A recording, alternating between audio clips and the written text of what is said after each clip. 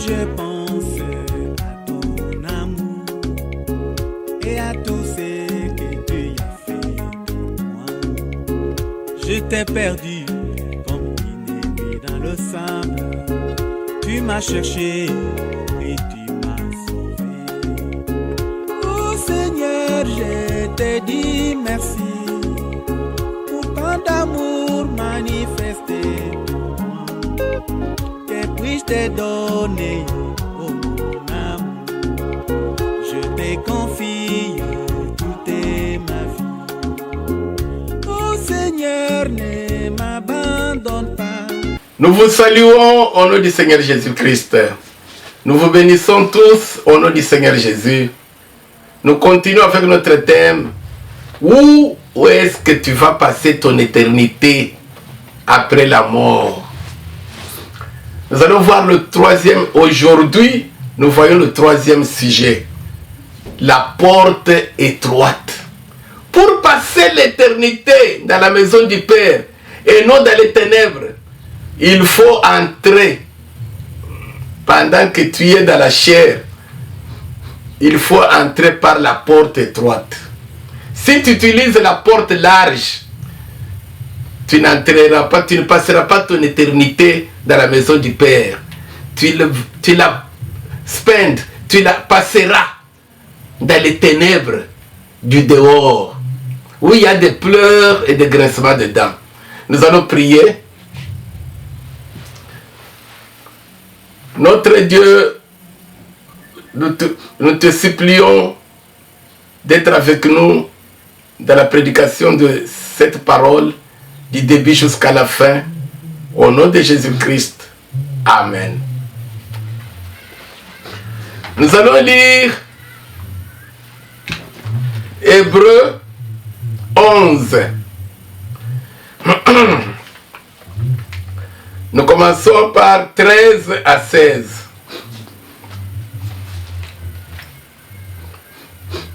C'est dans la foi qu'ils sont tous morts, sans avoir obtenu les choses promises.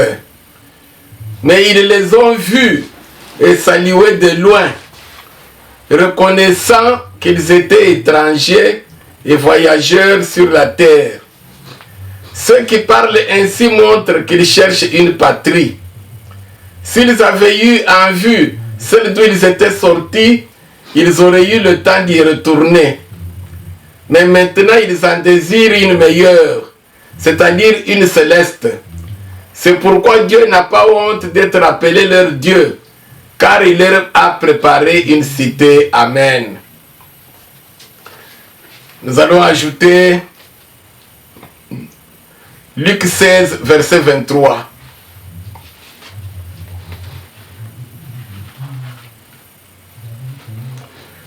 Luc 16, verset 23.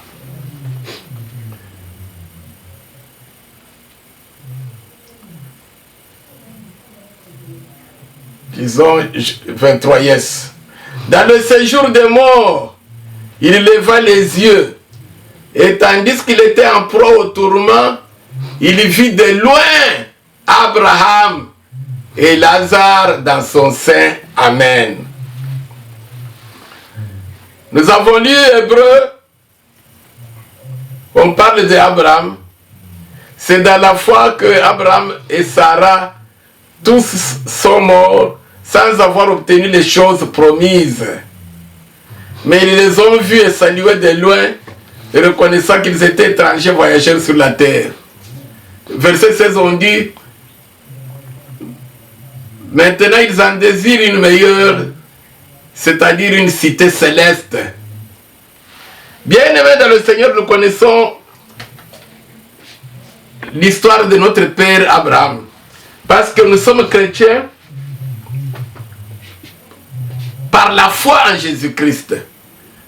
Et tous les croyants en Jésus-Christ, la Bible dit, par la foi en Jésus-Christ, nous devenons les enfants d'Abraham. Et nous allons hériter toutes les promesses que Dieu avait faites à Abraham. Alléluia. Maintenant, nous avons lu dans Hébreux chapitre 11, nous venons de lire ensemble, que Abraham lui-même, il est mort dans la foi. sans avoir obtenu les choses que Dieu lui avait promises. Dieu lui avait promis beaucoup de choses sur la terre. Dieu avait promis à Abraham qu'il va lui donner la Canaan, la terre promise, Israël. Il lui avait promis les enfants, beaucoup d'histoires. Mais la Bible nous dit, Abraham est mort dans la foi sans avoir obtenu les choses promises. Il avait promis Canaan, Israël. Mais nous avons lu, ils sont morts comme des étrangers et des voyageurs. Abraham, il vivait dans des tentes. Ils n'ont même pas pu construire des maisons parce que ce n'était pas leur terre. Et pourtant, c'est la terre que Dieu leur avait promise. Nous avons lu, on nous dit non. Pourquoi? Parce que Abraham, comme il était prophète, il voyait au-delà de la mort. Abraham voyait l'éternité. Alléluia.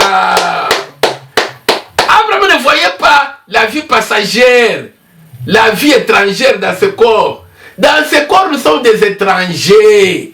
Nous sommes des voyageurs. Toi qui as des soucis, toi chrétien, à la fin de l'année, qu'est-ce que je vais faire? Où est-ce que je vais manger? Dans quel restaurant? Où je vais dormir? Bien-aimé. Abraham, il savait qu'il était étranger dans ce corps, sur cette terre. Pour lui, les promesses que Dieu lui avait faites, c'était la cité céleste, la maison du Père, là où il y a la sécurité. Parce qu'en dehors de la maison céleste, c'est l'insécurité. Ce sont les pleurs et les graissements des dents. Des siècles et des siècles. Et pourtant, Abraham était mort. Nous avons lu. Le corps enterré. Le corps enterré. Pourri. Mais son âme, lui Abraham, c'est ça l'homme. Lui Abraham, dans la cité céleste, il voyait la cité céleste.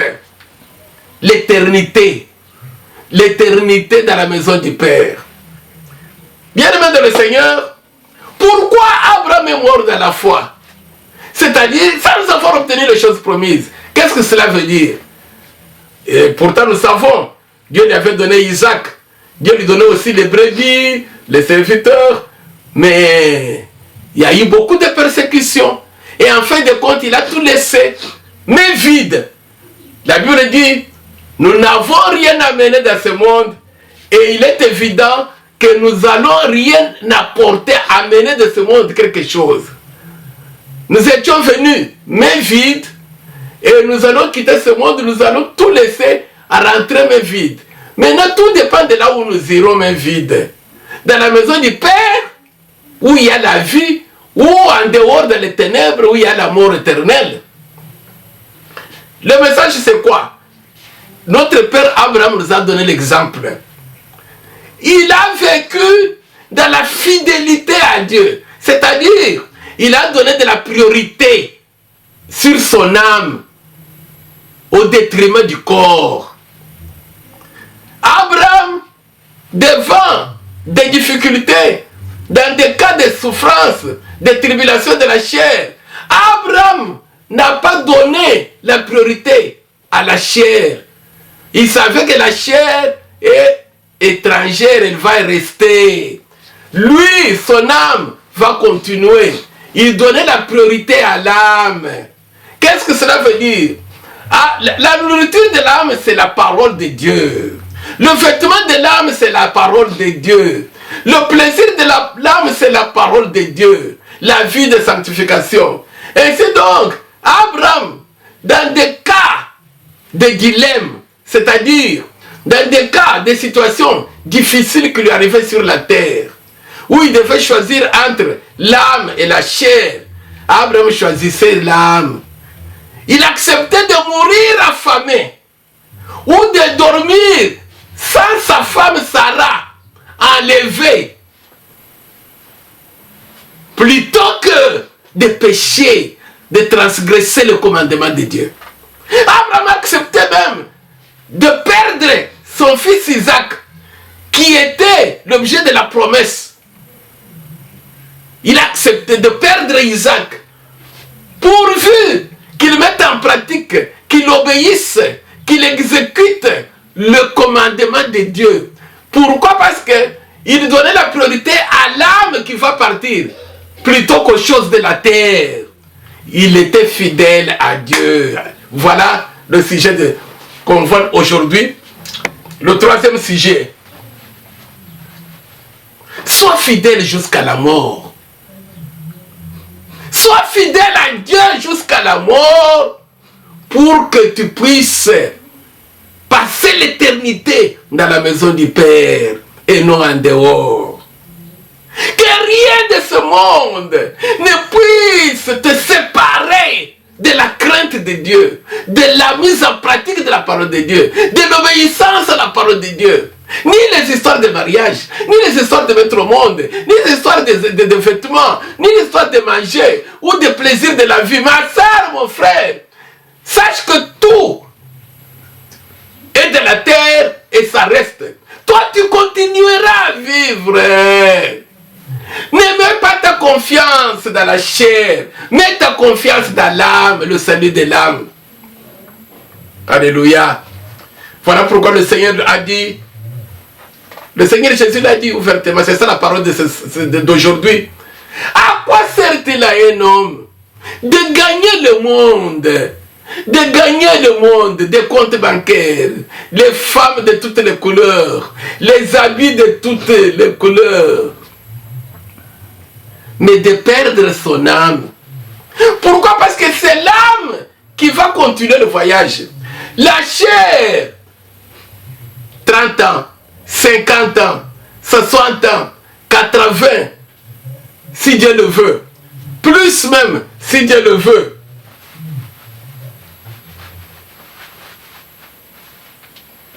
Mais l'âme va vivre éternellement.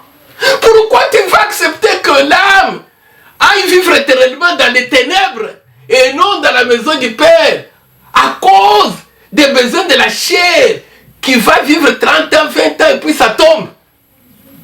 Bien aimé, voilà le message de ce soir. Ainsi donc, nous les chrétiens, dans les tribulations de la chair, dans les persécutions, dans les problèmes qui nous arrivent sur la terre, dans les souffrances, dans les plaisirs de la vie, dans les soucis du siècle, restons fidèles envers Jésus-Christ. Même s'il faut dormir affamé un jour, même s'il faut rester avec des pantalons. Bien aimé, Dieu t'en a donné 10, 20 vestes. N'accepte pas, bien aimé, de mourir dans la chair et laissant derrière toi 20 pagnes, ma soeur, 30, 40, 3 mal d'habits, tu changes comme tu veux. De mourir, tu laisses. Au moment où tu vois bien dans le monde, il y a des gens qui marchent nus. Bien aimé, tu donnes la priorité à la chair au détriment de l'âme. Maintenant, ton âme, c'est-à-dire toi, tu vas passer l'éternité dans les pleurs et graissements dedans. Les amis là vont rester, les mâles là-bas vont rester, les comptes bancaires vont rester, les enfants là-bas vont rester, les femmes, tout va rester. Tout ton ministère, ou c'est pas ton assemblée, tout va rester. Mais toi, ton âme, reste fidèle jusqu'à la mort. Comme notre père Abraham, qui nous a donné l'exemple. Nous avons lu dans Luc.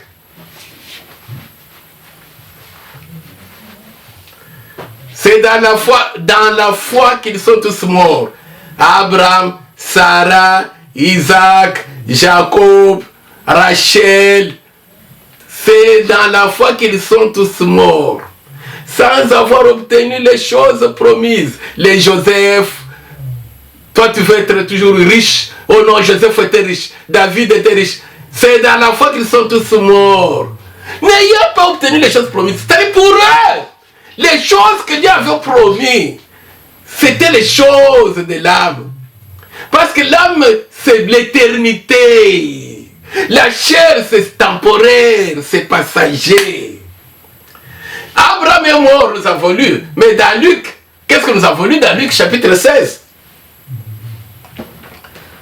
Qu'est-ce que nous avons lu? Rappelez-vous le verset que nous avons lu dans Luc 16. Ici, Abraham est mort, mais le Seigneur Jésus nous dit ceci. Dans le séjour des morts, le riche leva les yeux et tandis qu'il était en proie au tourment, il vit de loin Abraham et Lazare dans son sein. Il s'écria, Père Abraham, aie pitié de moi, envoie Lazare. Aïbo, les Zoulous disent Aïbo.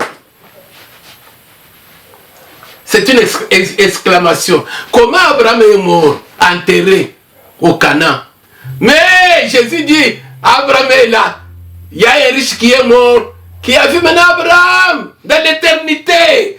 La vie continue, mon frère, ma soeur, la vie continue. Fameux, pasteur, docteur, apôtre, tout ce que vous voulez. La vie continue. Toi qui te glorifies pour l'argent, pour le pays riche où Dieu t'a amené. La vie continue. Toi qui as des soucis. Oh non, moi je suis chrétien, il y a ceci, la maladie, l'accouchement, c'est pas le mariage. La vie continue, la vie continue. Il y a des choses, une vie de 10 ans, 15 ans, 20 ans. Mais il y a une vie maintenant pour toujours, des siècles et des siècles. Donne la priorité au salut de l'âme. C'est pourquoi la Bible dit, je traite durement mon corps pour ne pas être disqualifié ce jour-là, pour ne pas entrer, manquer d'entrer dans la maison du Père, meurtrir la chair. Bien-aimé dans le Seigneur, la fidélité à la parole de Dieu, c'est ça le message d'aujourd'hui. Celui qui est fidèle à la parole de Dieu, c'est celui qui supporte les souffrances pour mettre en pratique la parole de Dieu. Il accepte de manquer, de souffrir dans la chair, s'il le faut, pourvu qu'il mette en pratique la parole de Dieu. Voilà pourquoi les chrétiens, ce sont des avares numéro 1 au monde. Voilà pourquoi les chrétiens, ce sont aujourd'hui les personnes qui se querellent, qui s'accusent devant les juges dans le monde, à cause des choses de la terre. Voilà pourquoi aujourd'hui, nous les chrétiens, ce sont les champions pour nous pointer les doigts, nous critiquer, nous haïr les uns les autres, pour les choses passagères. Nous ne sommes pas fidèles devant le Seigneur à cause des intérêts de la chair. Là, nous ne voulons pas hériter la vie éternelle. Nous ne voulons pas passer notre éternité dans la maison du Père. Mais Dieu, par ce message, nous exhorte, bien-aimés, à demeurer fidèles envers lui. C'est-à-dire à donner la priorité à tout laisser pour suivre Jésus. Nous avons suivi Jésus sans tout laisser. Avant de suivre Jésus, il faut d'abord tout laisser. Tout laisser pour suivre Jésus. Tout laisser veut dire, s'il y a une persécution qui t'arrive pour un problème de la chair, bien-aimé, accepte de souffrir pour donner l'avantage à l'éternité dans le bonheur de ton âme. Nous allons lire le dernier passage. Le message d'aujourd'hui.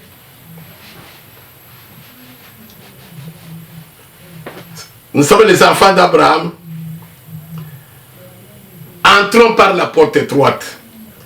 La porte étroite veut dire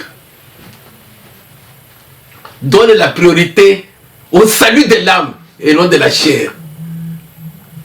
Pour entrer par la porte étroite, tu dois laisser tout ce qui est comme overweight, tout ce qui peut, tous les bagages, tout ce qui peut t'empêcher d'entrer, parce que la porte est petite et étroite.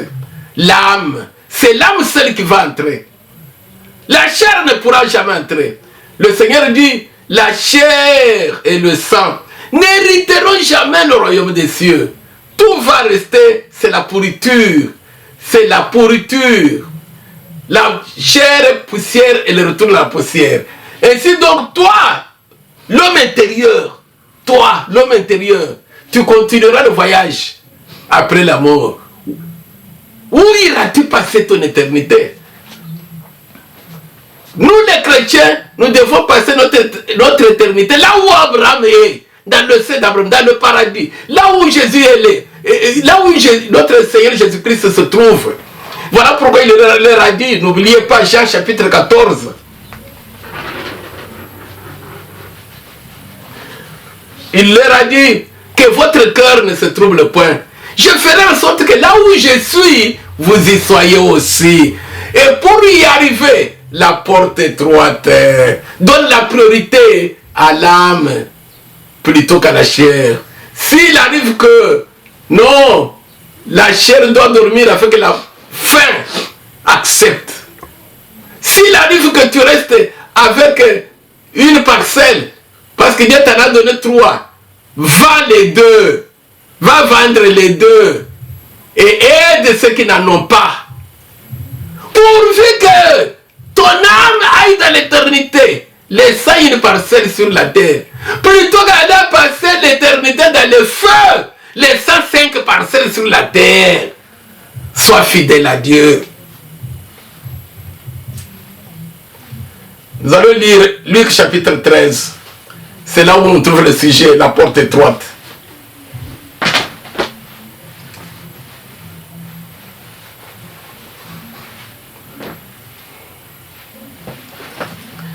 Luc 13, 22 à 30.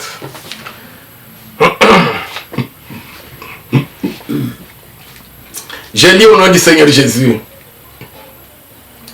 Jésus traversait les villes et les villages, enseignant et faisant route vers Jérusalem. Quelqu'un lui dit, Seigneur, n'y a-t-il que peu de gens qui soient sauvés? Il leur répondit, efforcez-vous d'entrer par la porte étroite, car je vous le dis, beaucoup chercheront à entrer et ne le pourront pas.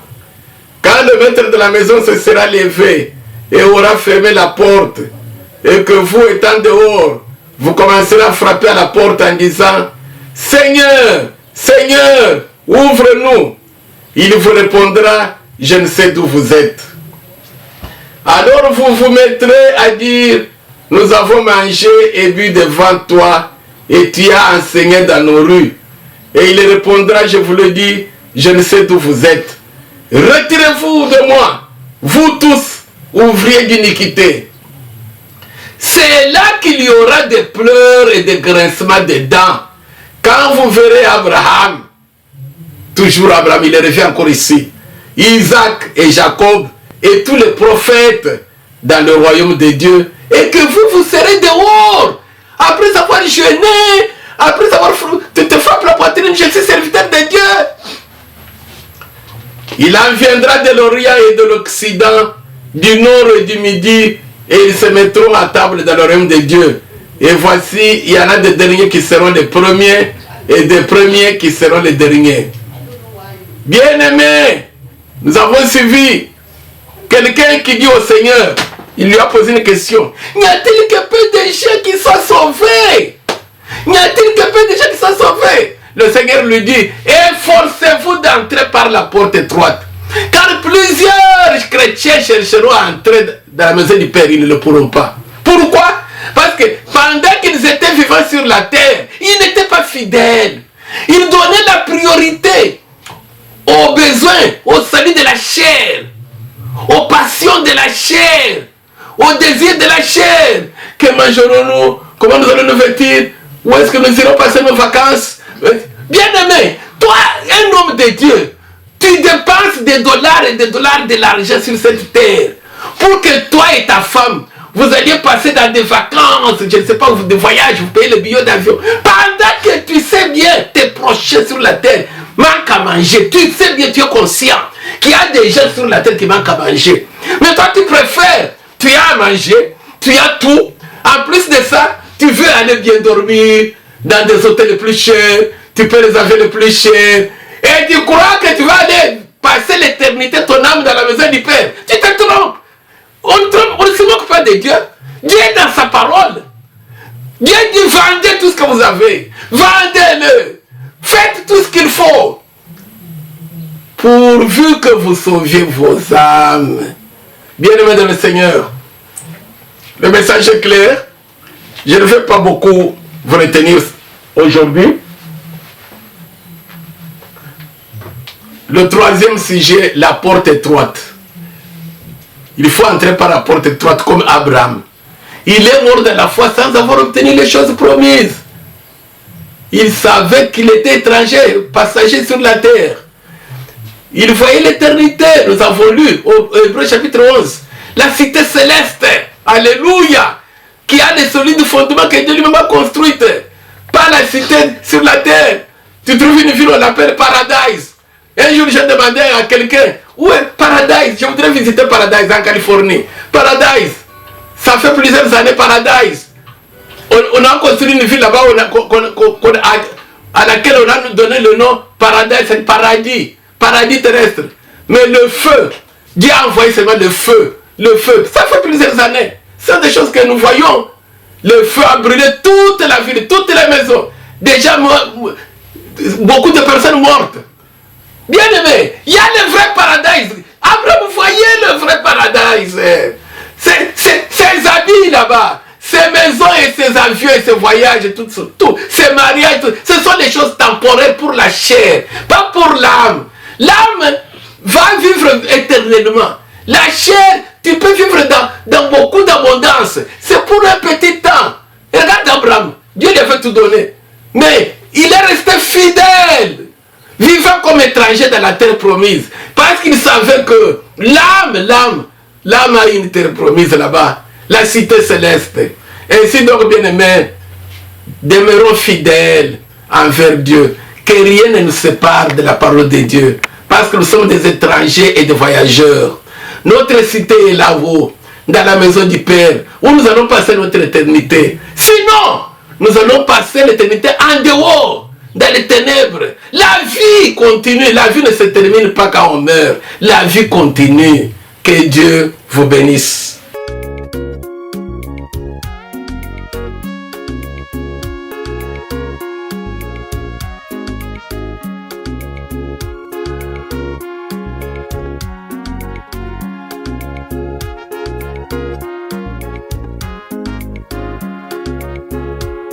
Je pense à ton amour et à tout ce que tu as fait pour moi.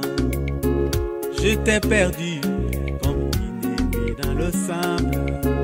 Tu m'as cherché et tu m'as sauvé. Oh Seigneur, je te dis merci pour tant d'amour manifesté. Que puis-je te donner, oh mon amour? Je te confie toute ma vie. Oh Seigneur,